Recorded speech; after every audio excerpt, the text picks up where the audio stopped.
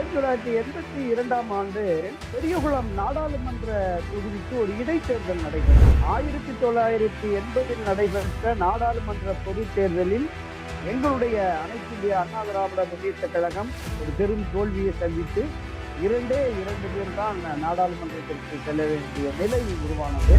அனைத்து இந்திய அண்ணா திராவிட முன்னேற்ற கழகமே இந்த தேர்தலில் போட்டியிடும் அப்படின்னு சொல்லிட்டு களத்தில் இறங்கிட்டாரு. உண்மையான திராவிட மாடல் ஆட்சியே பொன்மனச்செம்மல் நடக்கிறார் என்பதற்கு அந்த காலகட்டம் தான் சிறந்த உதாரணமாக இருக்கு. புரட்சி தலைவருடைய எண்ணம் நோக்கம் என்பது இந்த தமிழக மக்களுக்கு நம்மால் இயன்ற அனைத்து பணிகளையும் செய்ய வேண்டும்.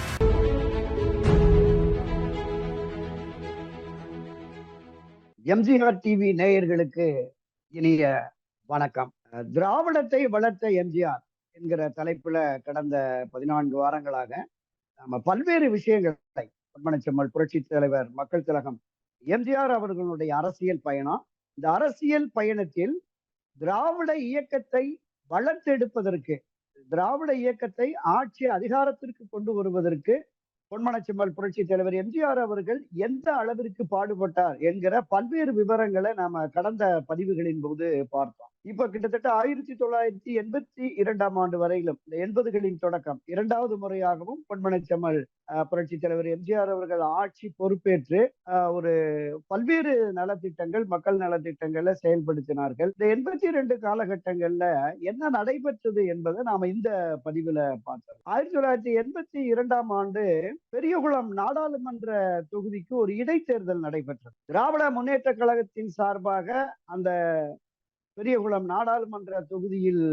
வெற்றி பெற்ற கம்பம் நடராஜன் என்பவர் மரணம் அடைந்ததை முன்னிட்டு அங்கு ஒரு இடைத்தேர்தல் வருகிறது. அந்த இடைத்தேர்தலில் திராவிட முன்னேற்ற கழகத்தின் சார்பாக கம்பம் நடராஜனுடைய தம்பி கம்பம் ராமகிருஷ்ணனையே வேட்பாளராக திமுக அறிவித்து விடுகிறது. அப்போ அந்த இடைத்தேர்தலில் காங்கிரஸ் கட்சி, எங்களுக்கு இந்திய தேசிய காங்கிரஸ் கட்சி இந்த நாடாளுமன்ற தொகுதியை எங்களுக்கு விட்டு தரலாமே என்று கேட்கிறார்கள். பொன்மனச்செம்மல் புரட்சி தலைவர் எம்ஜிஆர் அவர்கள் அதற்கு ஒப்புக்கொள்ளவில்லை.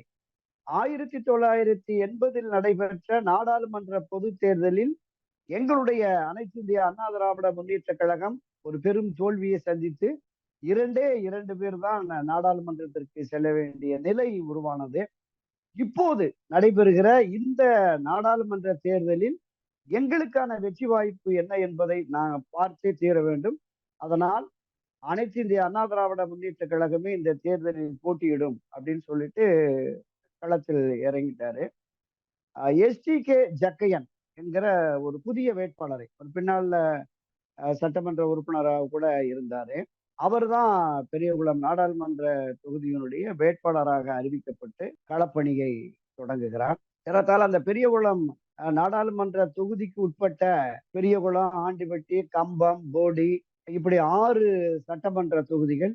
இந்த 6 சட்டமன்ற தொகுதிகளிலும் தீவிர கவனம் செலுத்தி அன்றைய தினம் தமிழகத்தினுடைய முதலமைச்சராக இருந்த நம்முடைய பொன்மனச்செம்மல் புரட்சி தலைவர் எம்ஜிஆர் அவர்கள் ஒரு பெரிய சுற்றுப்பயணத்தை வைத்தார். மக்களை எல்லா பகுதிகளுக்குமே சென்று இந்த மக்களை சந்தித்து நாம் வாக்கு சேகரிக்க வேண்டும் அப்படிங்கிறதுல மிக தீவிரமாக களம் இறங்கி போட்டியிட்டார். அப்படி அந்த எஸ்டிகே ஜக்கையனுக்கு ஆதரவாக வாக்கு சேகரிக்கும் பணியில தீவிரமாக ஈடுபட்டார்.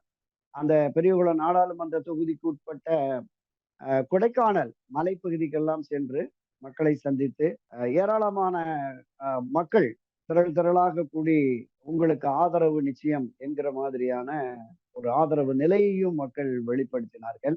புரட்சி தலைவர் நிச்சயமாக இந்த தொகுதியில் வெற்றி பெற்றே தீர வேண்டும் என்கிற அந்த முனைப்போடு அவர் பயணித்ததன் விளைவாக ஒரு மகத்தான வெற்றியை அந்த பெரியகுளம் நாடாளுமன்ற தொகுதியில் அனைத்து இந்திய அண்ணா திராவிட முன்னேற்ற கழகம் பெற்றது. கிட்டத்தட்ட 10 நாட்கள் தீவிரமாக அங்கே பிரச்சாரம் மேற்கொண்டு இந்த வெற்றிக்காக பாடுபட்டார். மொத்தம் பதிவானது கிட்டத்தட்ட 5,13,850 வாக்குகள் பதிவானது. அனைத்து இந்திய அண்ணா திராவிட முன்னேற்ற கழகத்தின் வேட்பாளரான திரு எஸ்டிகே ஜக்கையன் அவர்கள் 2,52,377 வாக்குகள் பெற்றார். திராவிட முன்னேற்ற கழகம் வெறும் 70,000 வாக்குகள் வித்தியாசத்துல அங்கே 70,000 வாக்குகள் வித்தியாசத்தில் திமுக வேட்பாளர் கம்பம் ராமகிருஷ்ணனை எஸ்.டி.கே. ஜக்கையன் தோற்கடித்தார். இந்த வெற்றி என்பது அஹ், மிக பிரபலமாக அப்போது பேசப்பட்டது. என்ன காரணம் என்றால், அந்த 80 சட்டப்பேரவை தேர்தல்ல இந்த 6 சட்டப்பேரவை தேர்தல்களிலுமே அண்ணா திராவிட முன்னேற்ற கழகத்தினுடைய வேட்பாளர்கள் வெற்றி பெற்றுதான் சட்டப்பேரவை உறுப்பினராக இருந்தார்கள். அது இந்த பெரியகுளம் நாடாளுமன்ற தொகுதியினுடைய வெற்றிக்கு கை கொடுத்தது அப்படிங்கிற மாதிரி தான் நம்ம பார்க்கிறோம். அதாவது இந்த 82 காலகட்டம் என்பது நாம் ஏற்கனவே தொடக்கத்துல சொல்லியிருந்தேன்ல, ஒரு உலகே போற்றக்கூடிய ஒரு மிகப்பெரிய சத்துணவு திட்டத்தை பொன்மனச்செம்மல் எம்ஜிஆர் அறிமுகப்படுத்தி அது வந்து பெரிய அளவுல ரீச் ஆகி எல்லா மக்கள் மத்தியிலும் இருந்தது. இப்ப அந்த காலகட்டங்கள்ல அவருடைய அணுகுமுறை, பொன்மனச்செம்மல் மக்கள் திலகத்தினுடைய அணுகுமுறை எப்படி இருந்ததுன்னா, இந்த உண்மையான திராவிட மாடல் ஆட்சியே பொன்மனச்செம்மல் நடத்துகிறார் என்பதற்கு அந்த காலகட்டம் தான் மிக சிறந்த உதாரணமாக இருந்தது. காவிரி நதிநீர் பிரச்சனை, காவிரியிலே தண்ணீர் வரவில்லை என்கிற நிலை வருகிற பொழுது, கர்நாடக அன்றைய தினம் கர்நாடகத்திலே முதலமைச்சர்களாக இருந்த திரு தேவராஜ் அரசு ஆகட்டும், திரு குண்டுராவ் ஆகட்டும், அதைத் தொடர்ந்து திரு ராமகிருஷ்ண ஹெக்டே ஆகட்டும், யார் முதலமைச்சராக அங்கு இருந்தாலும் கூட அவர்களோடு ஒரு இணக்கமான அணுகுமுறையை வைத்து வெறும் பேச்சுவார்த்தையின் மூலமே காவிரி நதிநீரை பெற்று தந்த வரலாறு எல்லாம் நமக்கு தெரியும். அதிலும் கூட ராமகிருஷ்ண ஹெக்டே இருக்கிற பொழுது இங்கே பிரச்சனை உருவாகுமே பெரிய அளவில் என்று அங்குள்ள அதிகாரிகள், நீர்வளத்துறை அமைச்சர் எல்லோரும் சொன்ன போது எம்ஜிஆர் அவர்களே நேரடியாக என்னை அணுகி தண்ணீர் விட வேண்டும் என்று கேட்டு விட்டார். அதை நம்ம மறுக்க முடியாது. எனவே நம்முடைய அந்த அணை பகுதிகளில் மராமத்து பணிகள், சீரமைப்பு பணிகள் நடைபெறுகிறது அப்படிங்கிற மாதிரி ஒரு அறிவிப்பை கொடுத்துட்டு நீங்க தமிழகத்திற்கு தண்ணீரை திறந்து விடலாம் அப்படிங்கிற மாதிரி அவர் சொல்லியிருக்கிறாரு. அதே மாதிரி கர்நாடக முதலமைச்சராக இருந்த அந்த குண்டுராவ் அவர்கள் வந்து பொன்மனச்செம்மல் மக்கள் திலகத்தினுடைய பரம விசிறி. அவரு அவரை உயிரென நேசிக்கக்கூடிய ஒரு ரசிகராக அவர் குண்டுராவ் இருந்ததுனால அவர் பெருமைப்பட்டார். நீங்கள் தமிழகத்திற்கு தண்ணீர் கேட்டு நான் தண்ணீர் கொடுப்பது என்பது எனக்கு கிடைத்த பாக்கியம் அப்படின்னு சொன்னாரு. இங்க கர்நாடக முதல்வரை ஒரு முறை தன்னுடைய ராமாவரம் இல்லத்திற்கே வரவழைத்து இந்த பிரச்சனையை எல்லாம் பேசி தண்ணீர் திறந்து விட கோரினார்.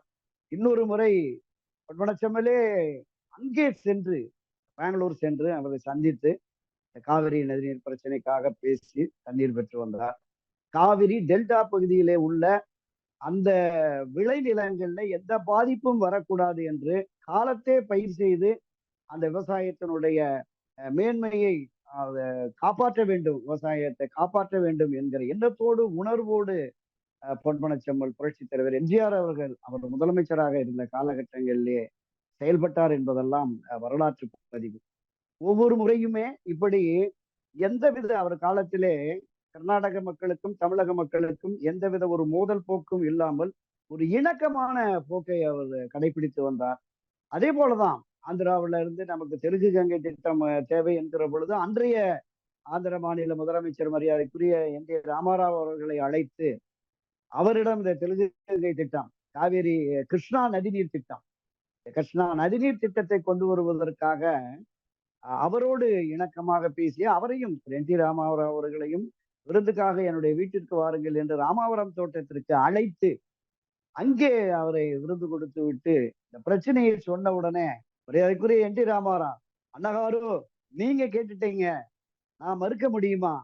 இன்னும் இந்த சென்னை என்னை வளர்த்த நகரம், என்னை வாழ வைத்த நகரம், இந்த மக்களுக்கு தண்ணீர் கொடுப்பது என்பது எனக்கு கிடைத்த பாக்கியம் என்று திரு என்.டி. ராமாராவ் சொல்லி அங்கிருந்தே ராமாவரம் தோட்டத்தில் இருந்தே ஆந்திர மாநிலத்துடைய தலைமை செயலாளருக்கு தொலைபேசி மூலமாக தொடர்பு கொண்டு என்னுடைய அண்ணகாரு தமிழகத்தின் முதலமைச்சர் எம்ஜிஆர் காரு அவர் தெலுங்கு கங்கை திட்டம் தொடர்பா சொல்லியிருக்காரு, அது தொடர்பா நீங்க ஒரு ஸ்கீம் ரெடி பண்ணுங்க, உடனடியாக தமிழக அதிகாரிகளோடு தொடர்பு கொண்டு அங்குள்ள அதிகாரிகளோடும் தொடர்பு கொண்டு இந்த திட்டத்தை எப்படி நிறைவேற்றுவது என்பதை இப்போதே இந்த பணிகளை தொடங்கி விடுங்கள் என்று உத்தரவிட்டார். அதே போல அண்டை மாநிலமான கேரள மாநிலத்தோடும் ஒரு இணக்கமான உறவு இருந்தது. நாம் திராவிட நாடு என்று சொல்லுகிற இந்த கர்நாடகா, ஆந்திரா, கேரளா இந்த மாநிலங்களோடு ஒரு நெருக்கமான ஒரு தொடர்பை வைத்திருந்தார், நட்பு பாராட்டினார். அதனால் எந்த பிரச்சனையுமே எழவில்லை. அதே போல மத்தியிலே யார் ஆட்சிக்கு வந்தாலும், அந்த ஆட்சியிலே யார் பிரதமராக இருந்தாலும் அவர்களுக்கு தன்னுடைய முழுமையான ஆதரவை கொடுத்து இந்த தமிழ் மாநிலத்திற்கு தேவையான போதுமான திட்டங்களை பெற்றார், நிதிகளை பெற்றார், பல்வேறு வித சலுகைகளை மத்திய அரசிடமிருந்து பெற்றார். புரட்சி தலைவருடைய எண்ணம், நோக்கம் என்பது இந்த தமிழக மக்களுக்கு தம்மால் இயன்ற அனைத்து பணிகளையும் செய்ய வேண்டும். இந்த சாதாரண, சாமானிய, ஏழை, எளிய, நலிந்த மக்களை கைதூக்கி விட வேண்டும். அவர்களுடைய வாழ்வாதாரத்திற்கு என்னவெல்லாம் நலத்திட்டங்கள் தேவையோ அவற்றை எல்லாம் செய்ய வேண்டும் என்று திட்டமிட்டு ஒவ்வொரு செயலையுமே பொன்மனச்செம்மல் புரட்சி தலைவர் ஆற்றி வந்தார் என்பதுதான் வரலாற்று பதிவு. இதுல இவ்வளவு தூரம் ஒரு மக்களுக்கான ஆட்சியை பொன்மனச்செம்மல் புரட்சி தலைவர் எம்ஜிஆர் அவர்கள் நடத்தி வந்தாலும் கூட, திராவிட முன்னேற்ற கழக தலைவர் கருணாநிதியும் அவருடைய கட்சியினரும் தொடர்ந்து பல்வேறு வித இன்னல்களை, சோதனைகளை கொடுத்துக் கொண்டே இருந்தார்கள். ஏராளமான போராட்டங்களை அறிவித்து நடத்தினார்கள். அரசு ஊழியர் போராட்டம், ஆசிரியர்கள் போராட்டம் ஒரு பக்கம், விவசாயிகள் சார்பான போராட்டம், மின்வாரிய ஊழியர்கள் போராட்டம் என்று எல்லா போராட்டங்களையும் தூண்டிவிட்டு, இந்த அரசுக்கு எதிராக தூண்டிவிட்டு, ஏனென்றால் திராவிட முன்னேற்ற கழகம் ஆட்சி அதிகாரத்திலே இருக்கிற பொழுது பல்வேறு தொழிற்சங்கங்களுக்கு கட்சியினரை நூற்றுக்கணக்கில், ஆயிரக்கணக்கில் கொண்டு போய் போட்டுட்டார். உதாரணத்திற்கு போக்குவரத்து தொழிற்சங்கத்திலையும், மின்வாரிய தொழிற்சங்கத்திலையும் பல ஆயிரக்கணக்கானோர் திராவிட முன்னேற்ற கழகத்தினர் இருந்தார்கள். அதே போல அரசு பணியாளர் சங்கத்திலும் கூட திராவிட முன்னேற்ற கழகத்தின் ஆதரவு நிலைப்பாட்டில் இருந்த பலரும் இருந்தார்கள்.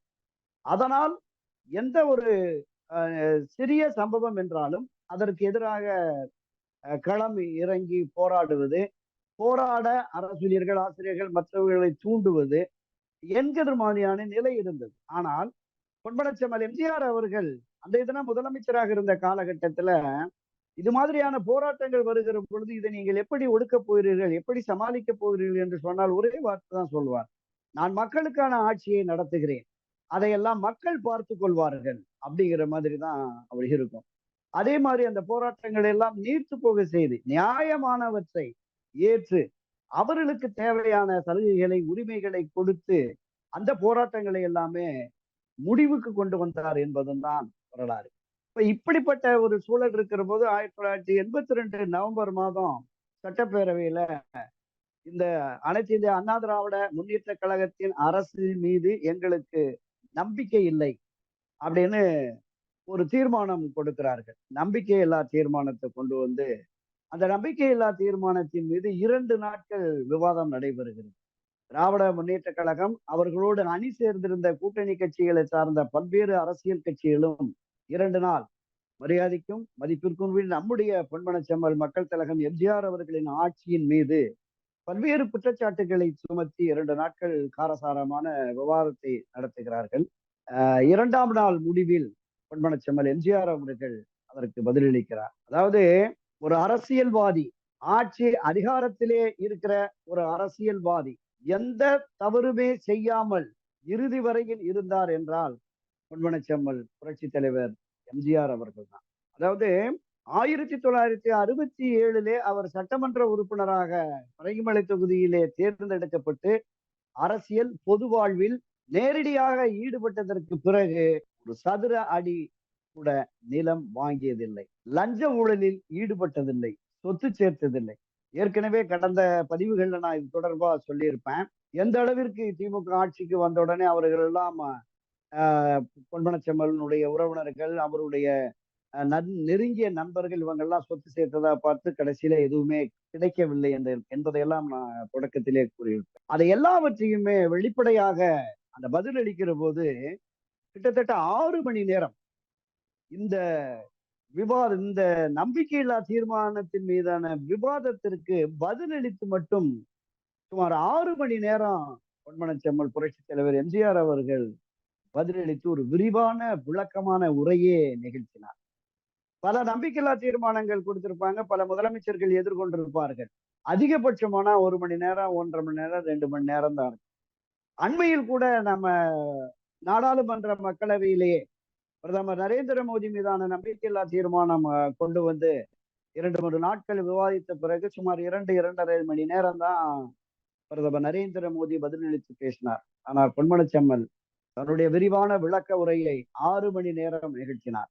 யார் மீது குற்றம் சுமத்துகிறீர்கள், என் மீதா என்று அடுக்கடுக்காக இந்த மக்களுக்கு 77 தொடங்கி 80 என்னவெல்லாம் செய்தோம், 80 தொடங்கி இந்த 82 வரையிலே என்னவெல்லாம் இந்த அரசுக்காக செய்திருக்கிறோம் என்று. அன்பு சகோதரர்களே, பொன்மனச்செம்மல் ஆட்சி அதிகாரத்திற்கு வந்து அந்த 77 தொடங்கி 1986 87 வரையிலே இந்த காலகட்டத்திலே 8 ஆண்டுகள் உபரி பட்ஜெட்டை தாக்கல் செய்தவர் தான் பொன்மனச்செம்மல் எம்ஜிஆர் அவர். அவருடைய ஆட்சி திறனை வியந்து பலரும் பாராட்டினார்கள். இந்த சூழல்ல 6 மணி நேரம் அவர் இது தொடர்பான விரிவான விளக்கம் அளித்து தன்னுடைய தொடக்க காலம் எப்படி இருந்தது, நாடக உலகிலே எந்த அளவுக்கு சிரமங்களை அனுபவித்தது, திரையுலகில எந்த அளவுக்கு சிரமங்களை அனுபவித்தது, அரசியல் பொது வாழ்வுக்கு வந்ததற்கு பிறகு தான் எதிர்கொண்ட சோதனைகள், இவற்றையெல்லாம் பட்டியலிட்டு ஆட்சியினுடைய திறன் எந்த அளவுக்கு போகிறது என்பதையெல்லாம் விரிவாக எடுத்து கூறி அந்த நம்பிக்கை இல்லா தீர்மானத்தை தோல்வியடை செய்தார். அப்படிப்பட்ட ஒரு ஒரு அற்புதமான மாமனிதர், மகான் தான் பொன்மனச்செம்மல் புரட்சி தலைவர் எம்ஜிஆர் அவர்கள் என்பதை நாம பார்க்க வேண்டும். இதுல 1982 ஆண்டு ஜூன் மாதம் 4ஆம் தேதி தான் அனைத்து இந்திய அண்ணா திராவிட முன்னேற்ற கழகத்திலே மரியாதைக்குரிய மறைந்த முன்னாள் முதலமைச்சர் செல்வி ஜெயலலிதா அவர்கள் தன்னை இணைத்துக் கொள்ளுகிறார். இப்ப இது தொடர்பா நாம ஒரு சிறிய ஒரு விளக்கத்தை நானும் சொல்லிடலான்னு பாக்குறேன். 1981ஆம் ஆண்டு மதுரையில் உலகத்தமிழ் மாநாடு, 5வது உலகத்தமிழ் மாநாடு, ஏறத்தாழ 10 நாட்கள் பொன்மனச்செம்மல் புரட்சி தலைவர் எம்ஜிஆர் அவர்கள் இருந்து நடத்தினாரு. உலகளாவிய தமிழ் அறிஞர்கள் எல்லாம் பங்கேற்ற நிகழ்வு. அன்றைய பாரத பிரதமர் திருமதி இந்திரா காந்தி உட்பட தமிழகத்தைச் சேர்ந்த தேசிய அளவிலான பல தலைவர்கள் பங்கேற்றது. கலை, கலாச்சாரம், பண்பாடு, தமிழர்களுடைய தொன்மை, மேன்மை அத்தனையுமே அங்கே அரசு ஆராயப்பட்டு அந்த மாநாட்டிலே தான் மீண்டும் உலக தமிழ்ச்சங்கம் தொடங்கப்பட்டது. தஞ்சை தமிழ் பல்கலைக்கழகம் தொடர்பான அறிவிப்பு, தமிழ்த்தாய்க்கு சிலை என்கிற பல்வேறு அறிவிப்புகள் வந்தது. தமிழுக்காக பல்வேறு விதமான திட்டங்களை அந்த மாநாட்டில் தான் அறிவித்தாரு. அந்த மாநாட்டில் தான் செல்வி ஜெயலலிதா அவர்கள் காவிரி தந்த கலைச்செல்வி அப்படின்னு ஒரு நாட்டிய நாடகத்திற்காக ஏற்பாடு செய்து கிட்டத்தட்ட 72 அரசியல் கட்சி தொடங்கி 81 வரைக்கும் செல்வி ஜெயலலிதா அவர்கள் எந்த அரசியல் பங்களிப்பும் இல்லாமல் அவர் உண்டு அவருடைய துறை உண்டு என்ற அளவில் தான் இருந்தாரு. 81 இந்த நாடகம் காவிரி தந்த கலைச்செல்வி நாடகத்தின் மூலமாக ஒரு அறிமுகம் மீண்டும் பொன்மனச்செம்மலோடு ஏற்பட்டு, அரசியலில் உங்களுக்கு ஆர்வம் இருக்கிறதா என்று பொன்மனச்செம்மல் கேட்டுதான் 82 கட்சியில் இணைகிறார். 1982 கட்சியில இணைந்த உடனே சத்துணவு உயர்மட்ட குழு, பொன்மனச்செம்மல் புரட்சி தலைவருடைய லட்சிய திட்டமான சத்துணவு திட்டத்திலே உயர்மட்ட குழு உறுப்பினராக செல்வி ஜெயலலிதா அவர்களை நியமித்தார். அவர் அமைச்சர்களோடு, அரசு துறை அதிகாரிகளோடு பல ஆலோசனை கூட்டங்கள்ல இருந்து இந்த திட்டத்தை வளர்த்தெடுப்பதற்கு, திட்டத்திற்கு நிதிகளை திரட்டுவதற்கெல்லாம் அவருடைய பங்களிப்பு இருந்தது. அன்றைய காலகட்டத்துல தன்னுடைய தாயார் சந்தியாவின் பெயரில் ஒரு தனியாக சத்துணவு கூட்டத்தை தன்னுடைய சொந்த செலவிலேயே, கடலூர் மாவட்டம் தேவனாம்பட்டினம் என்று கருதுகிறேன், அந்த பகுதியில ஒரு சத்துணவு கூடத்தையே தன்னுடைய சொந்த செலவில் கட்டி கொடுத்தார். அப்படி இந்த சத்துணவு திட்டத்தினுடைய வளர்ச்சிக்கு அவருடைய பங்களிப்பு என்பது பெரிய அளவிலே இருந்தது. அதைத் தொடர்ந்து 1983ஆம் ஆண்டில் தான் அனைத்து இந்திய அண்ணா திராவிட முன்னேற்ற கழகத்தின் கொள்கை பரப்பு செயலாளராகவே பொன்மனச்செம்மல் எம்ஜிஆர் அவர்கள் செல்வி ஜெயலலிதா அவர்களை நியமித்தார்.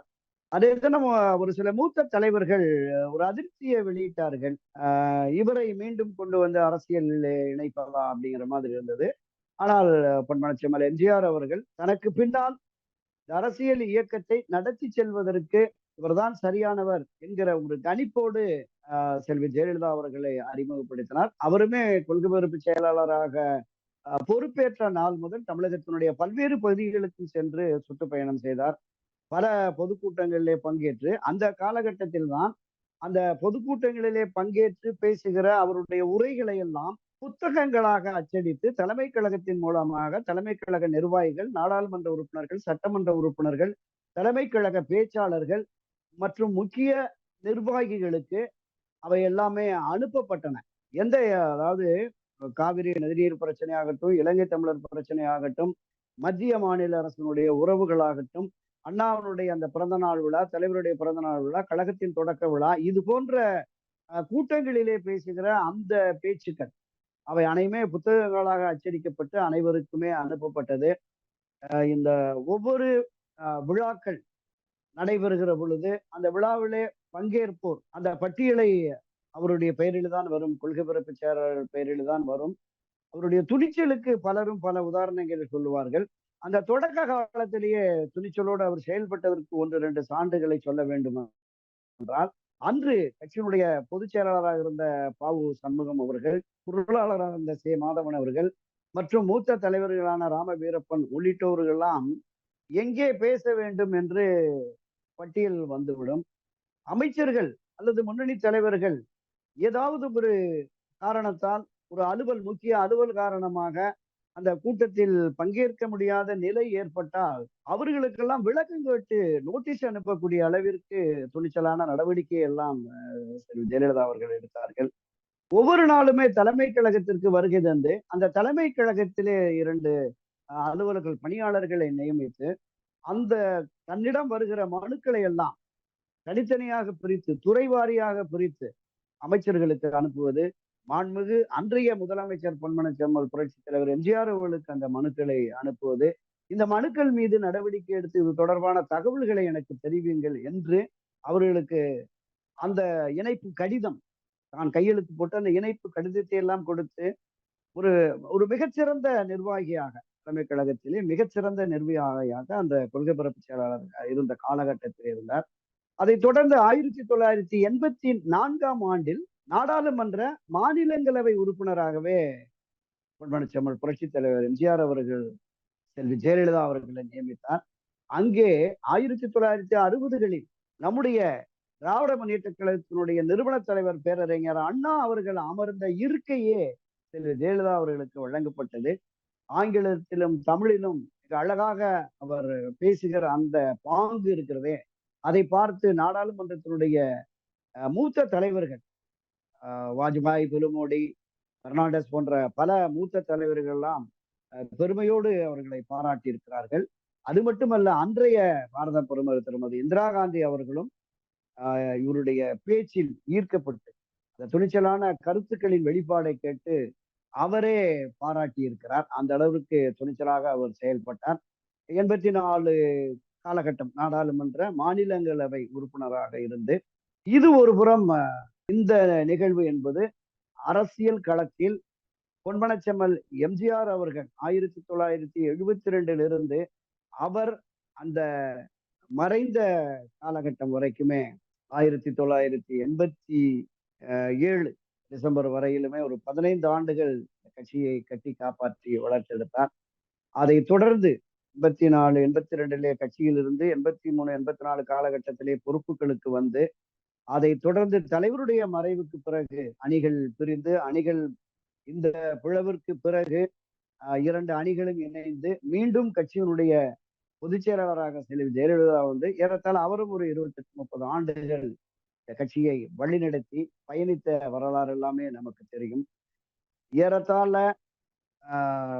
ஒரு லட்சங்களில் இருந்த உறுப்பினர்களை கோடிகளை தாண்டி கொண்டு சென்று எல்லா தரப்பு மக்களினுடைய ஏகோபித்த ஆதரவை பெறக்கூடிய அளவுக்கு அனைத்து இந்திய அண்ணா திராவிட முன்னேற்ற கழகத்தை வளர்த்தெடுத்ததில் அவருக்கு மிகப்பெரிய பங்கு உண்டு. சட்டமன்ற நாடாளுமன்ற உறுப்பினர்களாக அவர் இளைஞர்களை படித்தவர்களை தேர்ந்தெடுத்து அவர்களை நாடாளுமன்றத்திற்கும் சட்டமன்றத்திற்கும் அனுப்பி தகுதியானவர்களை தேர்ந்தெடுத்து அமைச்சர்களாக்கி ஒரு மிகச்சிறந்த ஆட்சி 1991, 2001, 2011, 2016 என்று 4 முறை ஆட்சி கட்டிலே அமர வைத்து அவரும் அமரராகிவிட்டார். இந்த திராவிட இயக்கத்தினுடைய நீட்சியாக பொன்மனச்செம்மல் புரட்சி தலைவர் எம்ஜிஆர் அவர்களுக்கு பிறகு இதனுடைய நீட்சியாக செல்வி ஜெயலலிதா அவர்களும் செயல்பட்டார் என்பதெல்லாமே நமக்கு தெரிந்த வரலாறு தான். இப்படி மிகப்பெரிய அளவில் அனைத்து இந்திய அண்ணா திராவிட முன்னேற்ற கழகம் என்பது இந்த திராவிட இயக்கத்தினுடைய ஆணி வேராக, மூல வேராக இருப்பதற்கு பொன்மனச்செம்மல் புரட்சித் தலைவர் எம்ஜிஆர் அவர்கள்தான் காரணம் என்பதை காரண காரியங்களோடு விரிவான விளக்கங்களோடு நாம தொடர்ந்து சொல்லி வருகிறோம். திராவிட இயக்கத்தின் மூத்த தலைவர்கள் பலருமே இந்த இயக்கத்தில் தங்களை இணைத்துக் கொண்டு பயணித்தார்கள் என்பதையா நாம பார்த்திருக்கிறோம்.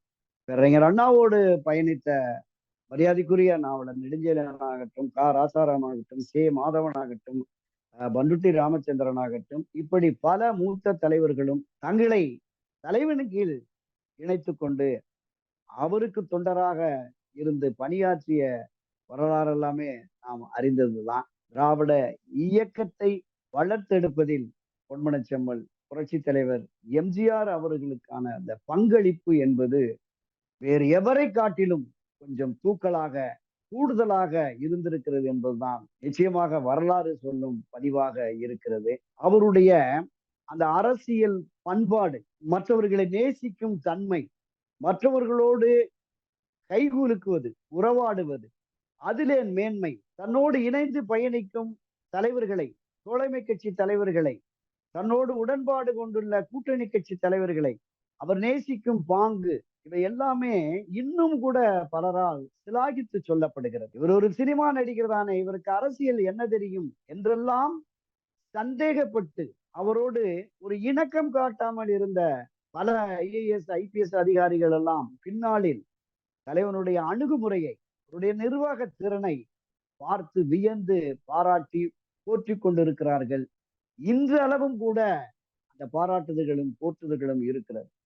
பொன்மனச்செம்மல் காலத்திலே ஆட்சி அதிகாரத்திலே நிர்வாகத்திலே இருந்த பல ரிட்டையர்டு ஐஏஎஸ், ஐபிஎஸ் ஆபீசர்கள், பல காவல்துறையிலே இருந்து பணியாற்றியவர்கள், பலர் பேர் தனியார் நிறுவனங்களில் இருந்த இன்டலெக்சுவல் என்று சொல்வார்களே, அப்படிப்பட்ட அறிவுஜீவிகள் எல்லாம் கூட இன்றும் இப்படிப்பட்ட 10 ஆண்டுகளுக்கு மேலாக தமிழகத்தை நல்வழிப்படுத்திய ஒரு மகானை, ஒரு நல்ல தலைவரை இனி நாம் பார்க்க முடியுமா என்று ஏங்கி தவிக்கும் நிலைதான் ஏற்பட்டிருக்கிறது.